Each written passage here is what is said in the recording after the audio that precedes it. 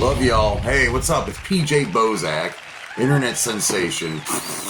But welcome back to PJ's Movie Time, where every Monday I do a movie review and we talk about it, we review it, we discuss our favorite parts, we make fun of the stuff that sucks, and it's always fun. And this month in July, I decided we're going to do a big summer blockbusters all month long. Last Monday, if you didn't check it out, which you freaking should, because I spent a long time making this review, it's for Back to the Future, was back in 1985. I was like 1 when this came out. And I told you this week, I would do a 90s blockbuster movie, and this one came from 1996 from Fox Studios. Let me give you a few facts. There were over 3,000 plus special effects in this movie. It also won Best Visual Effects. It was the second highest grossing film at the time. And they also spent $1.3 million just on a Super Bowl ad. I'm talking about Independence Day, which has many amazing stars in, has a great, amazing story. But did you know this movie was originally going to be called Doomsday? What? Yeah, they were fiddling around with the name, and they said, well, we'll just incorporate July 4th into it so we can call it Independence Day, and they called it that. It is directed by Roland Emmerich, who worked on Stargate. It is written by Dean Devlin, who also worked on Stargate, and he also worked on the other Independence Day from 2016, Resurgence. The budget for this movie was $75 million they were given to make this motherfucker, and it grossed a whopping $817 million. Yes, this has got to be one of the greatest alien invasion movies of all time. Some would say it kind of takes away from War of the Worlds, and that's okay. Alien invasion movies had to start somewhere. And this one was quite nifty. And they used so many cool special effects from computer effects. They built so many stage models, little miniature sets, a miniature White House from Washington, D.C., all these buildings. They had to lay up sideways, set explosions, film it, add in all the other details there, and it came out amazing. And like I said earlier, it won Best Special Effects. But who stars in this alien takeover where the world has to unite despite their religious differences, their sex, their creed, whatever their beliefs may be?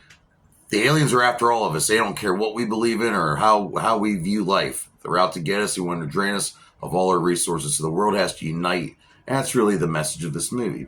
The human race uniting to take on an evil threat like these freaking aliens.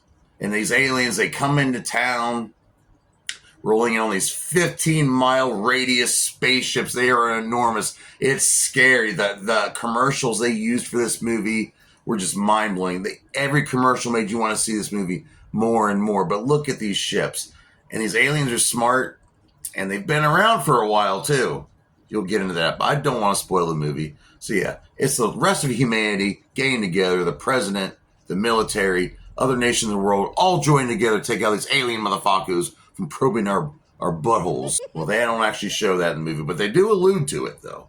Poor Randy Quaid. So who stars in this motherfucker? Well, we got Harry Connick Jr. If you don't know, he was an actor back in the day. He's pretty popular. Great singer. He plays one of the friends of Steven Hiller, and that is Jimmy. We have James Rebhorn playing the Secretary of Defense. This guy is such a weasel character. He just wants to drop nukes at every second he can get. Great character. Margaret Colin playing Constance Spano.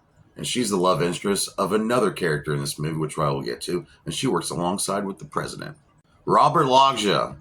Great actor. I mentioned him also in the movie Lost Highway. This guy is a good actor. He plays General Gray. Then we have Madam President Whitmore, played by Mary McDowell, who's an amazing actress, by the way. I mentioned Randy Quaid. Yeah, he's this crop duster. Used to be in the military too, I guess. Has some background. Raising the kids by himself in a camper RV. Gets made fun of for being a drunk and making up these. They think he's making up stories, but he claims he was abducted by these same aliens years ago. And he does have a retribution story. Great character. I love Randy Quaid. And he also learned how to fly for real for this movie. He took a little crash course in learning how to fly. And I think that's pretty freaking sweet. Vivica A. Fox playing Jasmine. Her and her son. She's with Will Smith's character. She loves him. She stands by him. But she's scared to see where this war is going to take him. And I mentioned earlier this smart scientist guy, played by one of my favorite actors of all time, Jeff Goldblum, playing David Levinson, and his father, Julius Levinson, played Judd Hirsch. These two are great together, but I love Jeff Goldblum's character. He's smart, and if you don't know, him and the President of the United States have a little feud going, so they have to work together to get through this insanity that's going on their planet. And playing the President Whitmore, Bill Pullman, Serpent in the Rainbow, so many things. He's appeared in a lot of stuff, but I love, Spaceballs, of course. But this is his best acting, in my opinion. And starring in the movie, Captain Stephen Hiller, air pilot, freaking awesome, funny, great with the one-liners. Will Smith was perfect for this role. And originally we were going to pick Ethan Hawke to play this, but he didn't like the script. But hey, I'm glad Will Smith picked this role because we get lines like this. Oh no, you did not shoot that green shit at me. The filming locations, they filmed a lot of this at Hughes Aircraft in Culver City, California, New York City, New Mexico, New Jersey, the Nevada deserts, all over the place, Utah, by the Great Salt Lakes. There were so many different filming locations. This crew was all over the freaking place. The United States military was originally going to let the movie use for the entire shooting, their equipment, their staff uniforms, their vehicles and all that. But they once they found out this movie had an Area 51 subplot in it, they pulled out for some weird reason. Nothing screams, I'm hiding something more than, hey, yeah, we're going to back out of this movie all of a sudden, even though you're making them a fictional area that doesn't exist. The music in this is really badass and well-timed. I love it, love it, love it. By David Arnold. He also worked on the James Bond movies from 1997 to 2008. I mentioned there is a sequel from 2016. It takes place 20 years later, and sadly, this movie is a disappointment. Will Smith did not return for the role of Steve Hiller. We do have some other returning actors. The special effects are still pretty badass. It's still directed by Roland Emmerich. It's okay. It's okay. There are many books written to go along with the series up until the last movie was made. But all in all, this movie was badass. It had aliens. It had fight scenes. It had explosions. Michael Bay, thank God. But really, Roland Emmerich directed a hell of a movie. A lot of people like this movie because he says there's too many stereotypical characters. But in my opinion, this is a movie that really makes you care about all the characters. And the whole movie, you realize anybody can die at any time. It's freaking... It keeps you on the edge of your seat as you skeet. Sick. It's got alien attacks. It's got the military trying to defend everything. It's got Will Smith. It's got Vivica A. Fox's fine ass in it. It's a good movie. It's got great music, like I mentioned earlier. The little miniature sets they built to make it all looks realistic. They put so much detail into these sets. Another thing I love about the movie is the great character development. From the beginning, you just meet all these characters and you grow. You care about them like really quick. And that's one thing I really love about this movie that I think made it a success. And one of the last things I love about this movie, this little fact that I learned not too long ago, there's an explosion at the end of the movie. I'm not going to tell you how the explosion happens or why it happens, but they use a snippet of James Brown's Scream, and they kind of morphed it a little bit and made this weird scream at the end of the movie. I'm not going to tell you what happened, though. Go look it up. I believe right now you can watch this movie on Hulu or Disney+. It's in 4K, too, baby. But what do I rate Independence Day from 1996? I got this movie for Christmas. Me and my brother watched it over and over and over and over. I love this movie. Looking back at it, yeah, it's a little cheesy. There's some stereotypes in it.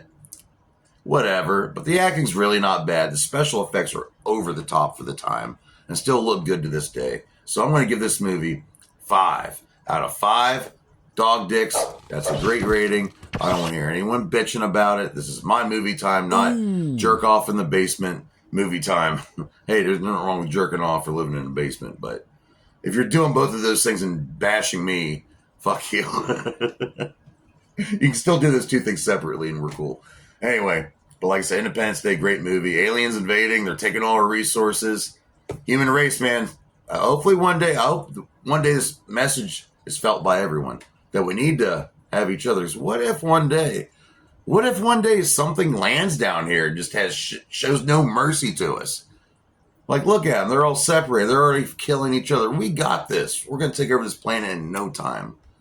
The human race, we're very faulty. but we've been known to shine from time to time. I'll see you here next week on PJ's Movie Time. Guess what? We're going to do 2000s summer blockbusters next week from somewhere in the year 2000, 2010, somewhere in that ballpark. It's going to be great. It's going to be fun. Go out and watch Independence Day. I guarantee you'll like it. You'll at least like parts like this. And what the hell is that smell?